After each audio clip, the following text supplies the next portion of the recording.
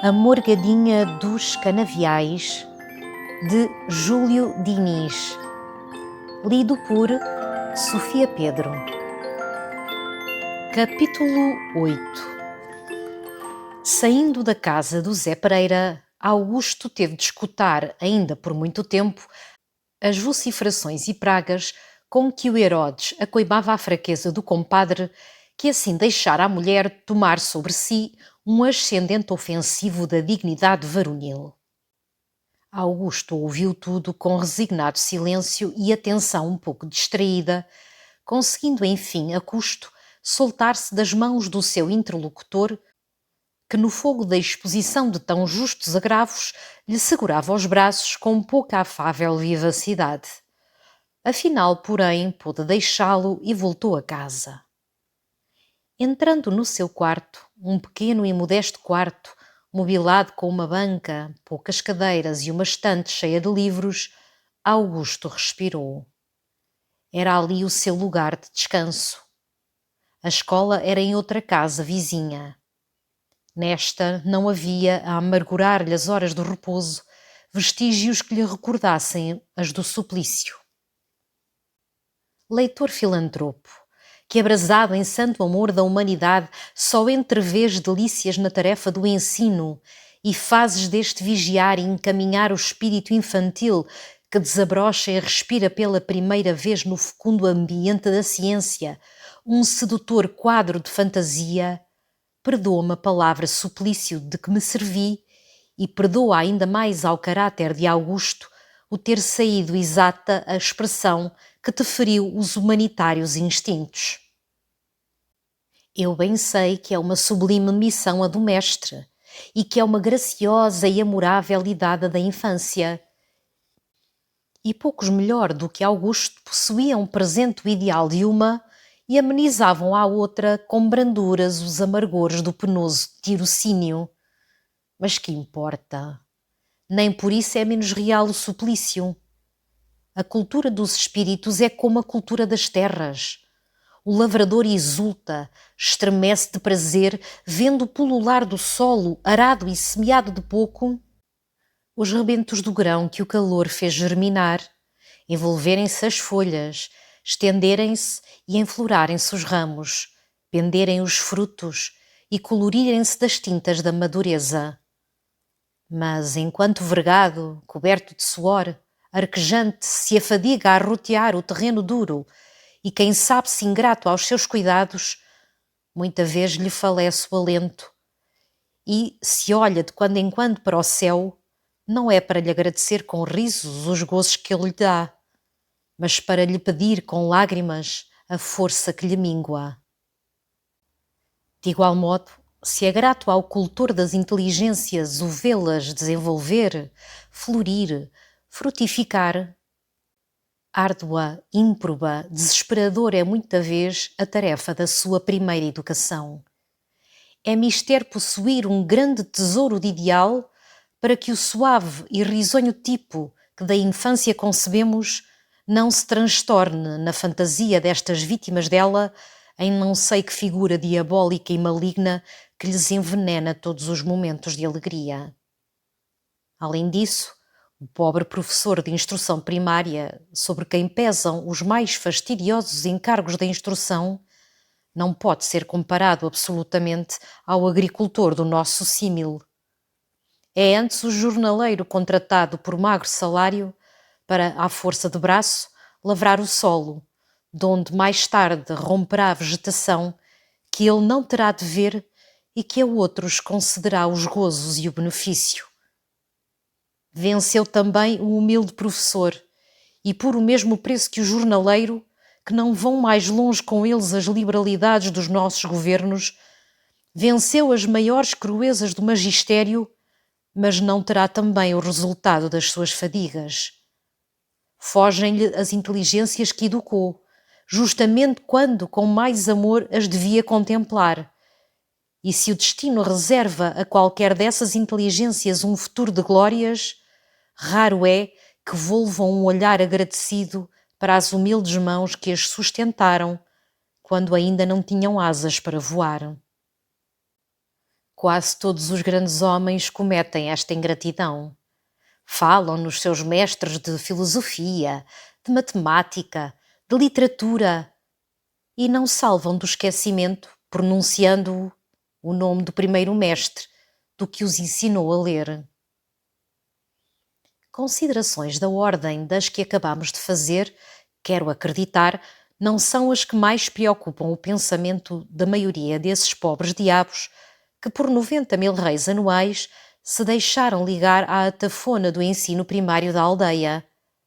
Porém, devem ser, além das misérias de tão mesquinha sorte, causas de grandes torturas morais para alguma alma de instintos e aspirações mais elevadas que o destino amarrasse como por escárnio a este poste de expiação.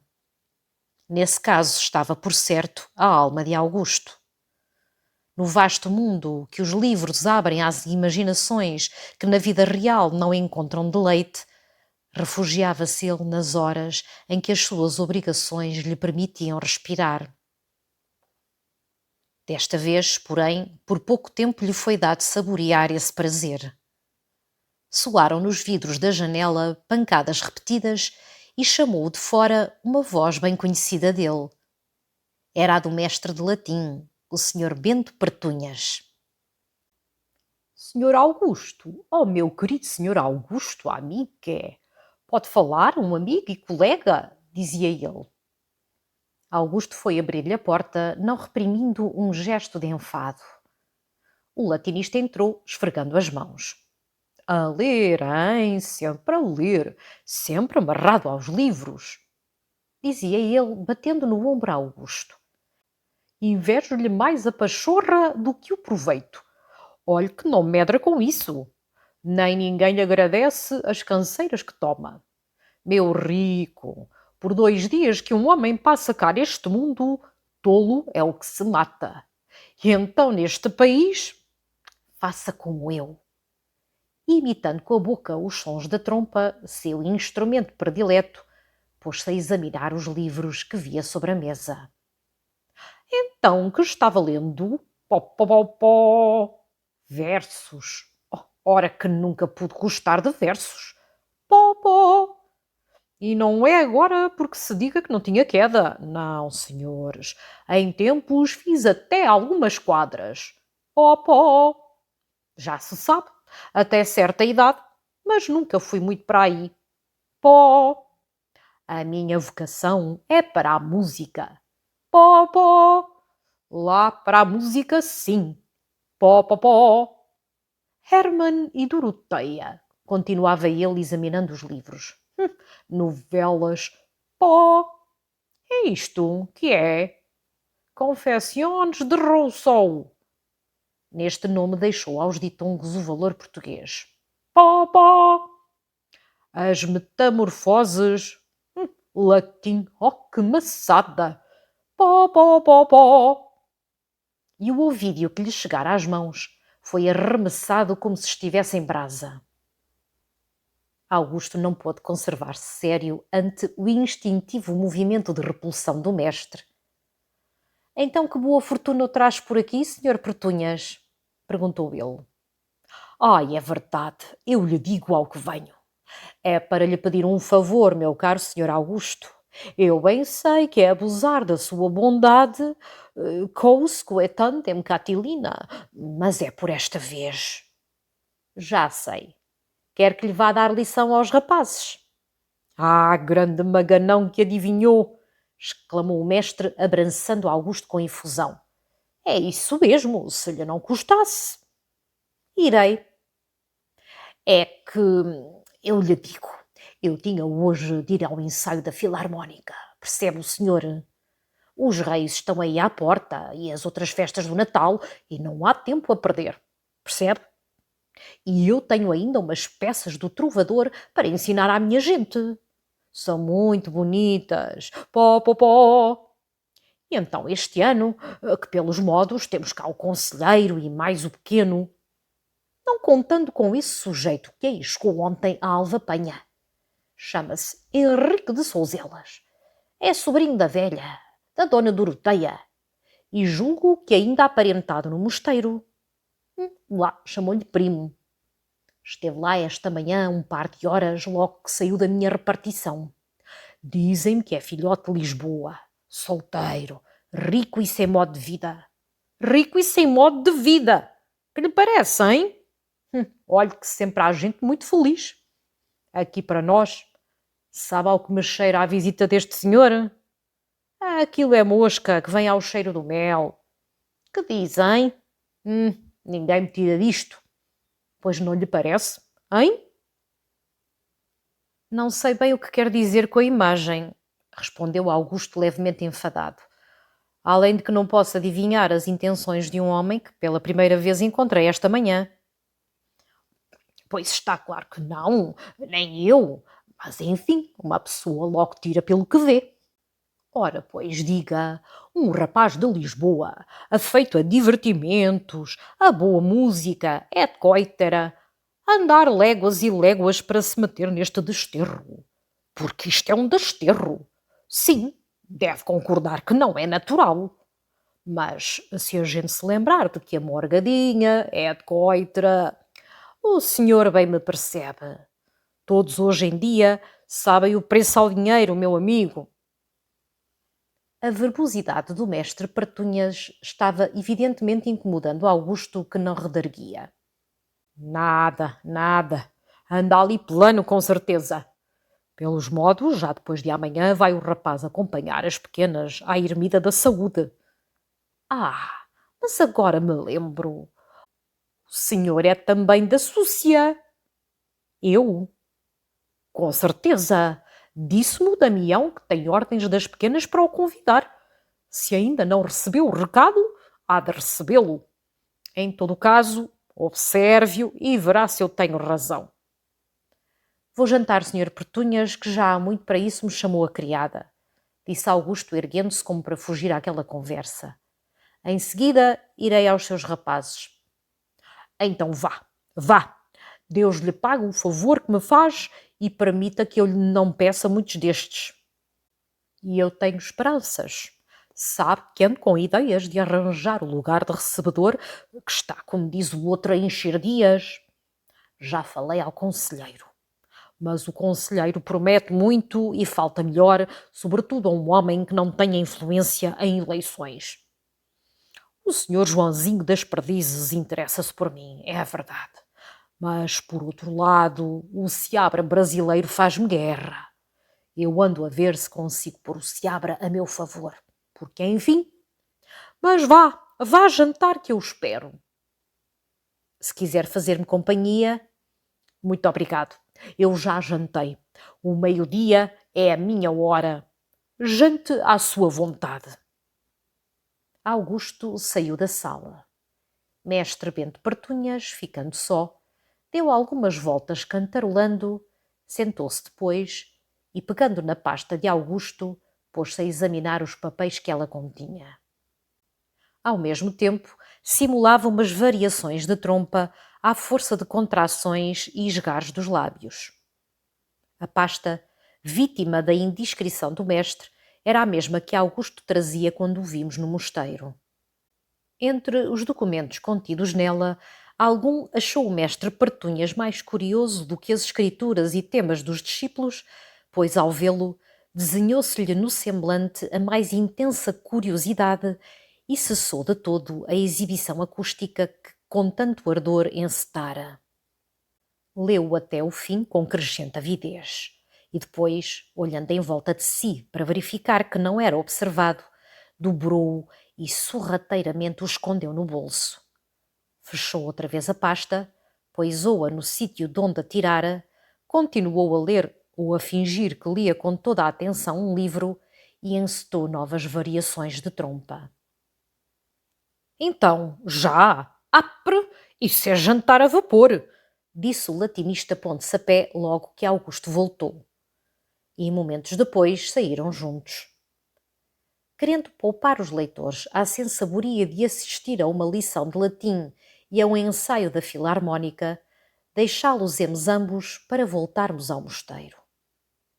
Ao fim da tarde, depois do jantar, estavam as duas primas sentadas ao parapeito do muro da quinta, donde, por sobre almargens e pomares vizinhos, a vista se espraiava em amplíssimo horizonte até umas nuvens que pareciam limitá-lo. Dona Vitória saboreava no seu quarto as delícias da sesta habitual. As crianças brincavam a alguma distância e os risos e os clamores delas vinham como um chilrear de pássaros aos ouvidos das duas raparigas que a cada momento se surpreendiam em meditativo silêncio. A natureza estava sereníssima. No ocidente desenhavam-se estreitos e longos traços nebulosos a que o sol dava um colorido tão ardente que, se um pintor paisagista o produzisse na paleta, hesitaria, ao passá-lo à tela, com receio de que o acoimassem de exagerado.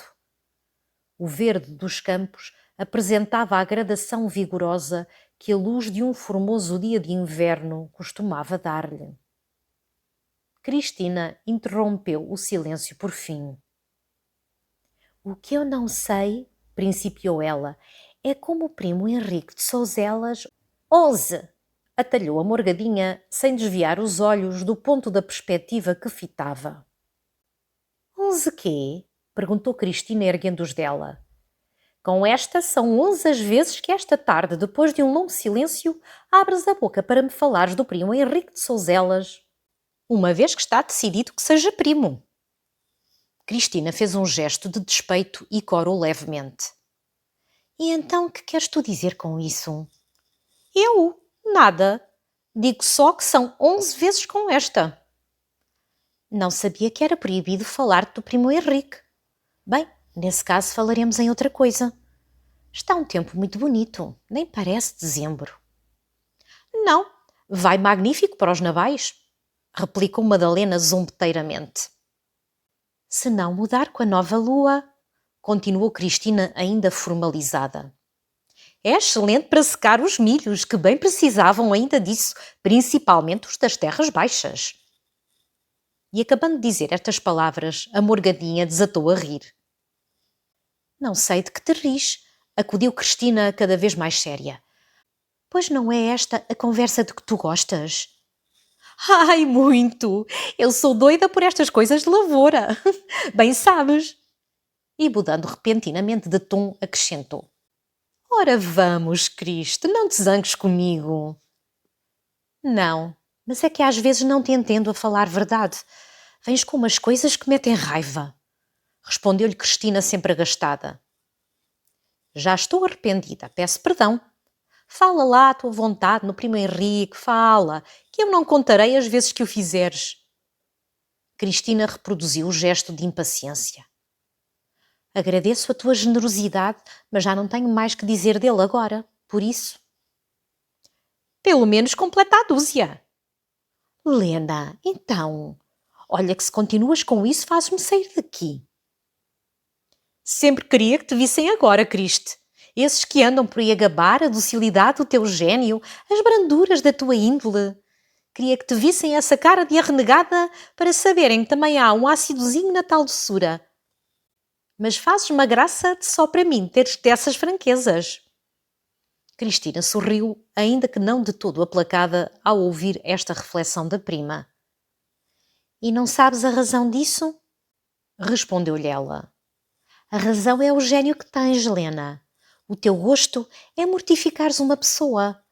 Não há santo que não perdesse a paciência contigo. Que injustiça! Que ingratidão! Eu, que sou a vítima das tempestades que o teu gênio pouco expansivo te junta no coração a todo o instante. Se alguma coisa te faz chorar, guardas as lágrimas para o meu quarto. Se te irritam, vens desafogar as tuas cólerazinhas sobre a minha cabeça. E pagas-me assim. És muito infeliz comigo, pobre Helena. Vamos, vamos, Cristo. Esquece o que eu disse há pouco. Não te posso ver assim. E tomando um tom natural, mas sob o qual transparecia ainda uma certa malícia, Madalena continuou. Pois é verdade. Dizias tu que não sabias porque o primo Henrique de Souselas... Cristina fez um movimento impaciente como para levantar-se. Então, que é isso? Não me aceitas a expiação? Perguntou Madalena sorrindo. Não. Não quero que se fale mais no Sr. Henrique de Souselas. Vejo que te não é agradável que as outras se ocupem dele, sejam quais forem as razões que tens para isso. Bravo! Foi admirável de maldade o entono com que disseste esse sejam quais forem as razões. E venha-me falar na candura desta criança. Eu não quero dizer... O que queres dizer não sei, mas vejo que não és senhora tua quando se fala neste assunto. Que lembrança! Tornou Cristina cada vez mais embaraçada. Pois imaginas de veras que eu... E por que não? Lena, não há nada mais natural. Se queres, juro-te. Ah! Atalhou a Morgadinha pondo-lhe a mão nos lábios. Isso não, que é mais sério. Jurar não te deixo. Conheço os escrúpulos da tua consciência e não quero obrigar-te a remorsos. Juro. E com que ousadia ias a pronunciar um juramento falso? Falso? Falso, sim. Falso como os que o são. Olha, minha pobre Criste, queres então que te fale com toda a franqueza? Esta conversa trouxe-a eu de propósito para confirmar umas suspeitas que se me formaram e que vejo agora que eram fundadas. Suspeitas? Que suspeitas? O primo Henrique de Souselas deixou em ti uma tal ou qual impressão. Lena! Conheci isso ainda quando ele cá estava. Verifiquei-o depois e agora. Então, tens juízo. Comigo se é sempre o que tens sido. Eu gozo há muito do privilégio de conversar à vontade contigo e de te ver sem aquela timidez que tens diante dos outros. Com o teu gênio, precisas de uma pessoa como eu, com quem não tenhas acanhamento e em quem possas até descarregar algumas maldadezitas. E acredita que me lisonjeio com me dares a preferência. Mas como imaginaste? Continuas. Não tens de te envergonhar pelo interesse que porventura te inspirou esse rapaz. Henrique de Souselas é elegante, é espirituoso, afável, possui uma inteligência cultivada e muito trato do mundo. Mas... Faça favor de me ouvir, atalhou Madalena pondo um dedo nos lábios. Reconhecendo todas estas qualidades naquele nosso primo, não quero por isso concluir que seja natural e prudente denunciar-te já. E nem receio que isso aconteça para te falar sinceramente, porque te conheço o gênio tímido e porque te conheço o gênio tímido e mais nada. Havia mais alguma coisa, havia, mas não era coisa que se dissesse. Madalena sabia demais que Henrique não saíra daquela primeira visita demasiado impressionado por a imagem de Cristina. Sabia, talvez, suspeitava de certo, não me atrevo a dizer que lisonjeada algum tanto, que no coração do hóspede de Alvapenha reinava outra imagem mais persistente. Mas vejam as leitoras se, sendo este o seu pensamento, ela o poderia formular. O remédio, pois, era completar a frase como a completou. Cristina já não tinha ousadia para negar, nem ainda coragem para confessar. Encostando a face à mão, calou-se e deixou falar Madalena. A Morgadinha prosseguiu. É preciso que saibas, Criste, que é mais fácil conhecer os defeitos de uma pessoa do que as suas boas qualidades. Os defeitos são imprudentes e linguareiros, denunciam-se, dão sinal de si. Basta meia hora para se descobrirem em qualquer lugar que habitem. As boas qualidades não. Essas são modestas, humildes, discretas, sabem esconder-se. São precisos anos para as descobrir todas. Mas com que olhos de espanto me estás fitando? Parece que te causa estranheza o meu sermão. Eu te digo a que ele vem. Logo que falei com este nosso primo, e quem sabe se o futuro virá confirmar em relação a mim este título que por fantasia lhe dou. Escusas de corar por eu dizer isto, Criste. Mas, dizia eu, logo que falei com ele, saltaram-me aos olhos muitos dos seus defeitos. Quais são? Perguntou Cristina com viveza. Sossega! São ligeiros, felizmente, e parece-me que os poderá ainda perder. Sobretudo, se continuar a viver aqui. Quis-me também logo parecer que, no fundo, havia uma mina de bons sentimentos por explorar. Nasceu logo em mim a vontade de o sondar, a ver se conseguia purificá-lo do que nele houvesse de menos heróico. Então queres? Para a aldeia era um passatempo como outro qualquer. Mas redobrou-se em mim este desejo e revestiu em mim mais sério caráter desde que vi a impressão que este sobrinho da tia Doroteia te causara. Lena, como te deu para supor que eu me apaixonei assim em poucas horas? Julgo que me imaginas apaixonada. Não, ainda não.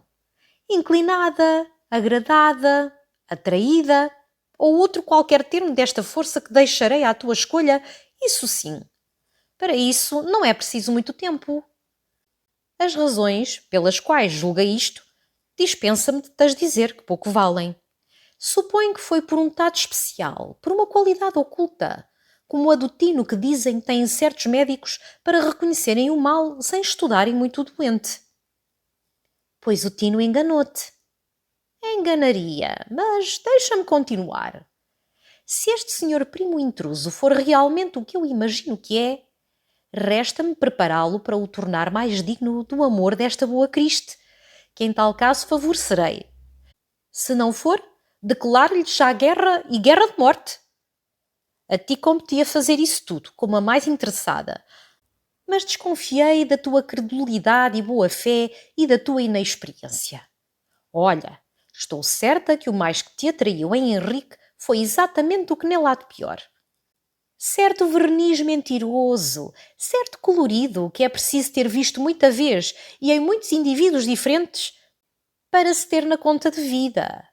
Ilude, agrada a quem não está acostumado e pode causar graves enganos e desenganos mais graves ainda. Por enquanto, o que ele nos mostra é mais da sociedade em que vive do que dele próprio. É necessário deixar cair a primeira capa para que o natural apareça. Não sabia que era assim fácil enganar-se uma pessoa a respeito de outra, notou Cristina sorrindo. Se é! Lembras-te do que tantas vezes conta a tua mãe? Que quando há anos foi a Lisboa, comprou lá por bom preço um cofrezinho que ela supunha preciosíssimo e que chora hoje a sua tentação desde que o verniz brilhante que ele tinha caiu e ficou à vista a realidade? Pois o mesmo acontece muitas vezes em contratos de outra ordem e bem mais sérios do que este. Há vernizes maravilhosos que iludem os inexperientes. Houve um instante de silêncio, no fim do qual Cristina perguntou, olhando pela primeira vez fito para Madalena. Ora, diz-me, Melena, qual será a razão pela qual eu não devo acreditar que esses pensamentos te ocorreram porque era o teu destino e não o meu que vias dependente do estudo que fazias? A morgadinha fixou na prima um olhar triste e cheio de amargas recriminações. Por uma razão muito poderosa, Criste. Porque ias abrir o coração a um sentimento mau que macularia o teu caráter generoso e cândido. A desconfiança. Porque me ofenderias duvidando da lealdade com que te falo quando te falo séria. E porque me farias mal sem necessidade e imerecidamente, pois que a consciência me diz que tu não merecia. Satisfaz-te esta razão?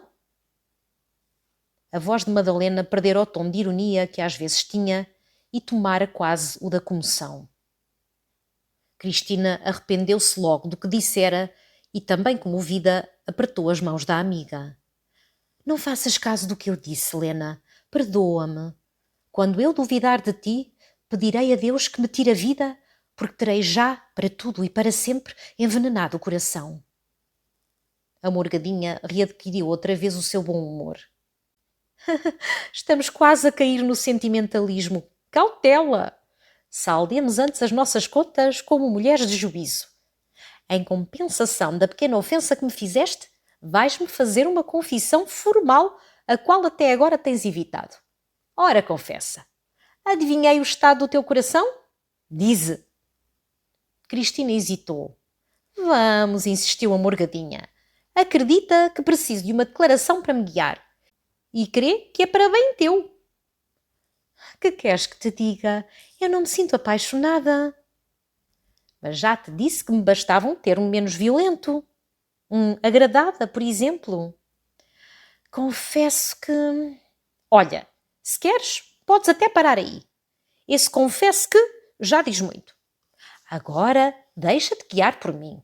Eu vigiarei. Afianço-te que não corro o perigo de me apaixonar por ele. Creio que há ali um excelente coração, mas que queres? Não é o tipo que me agrada. O meu ideal, como se costuma dizer.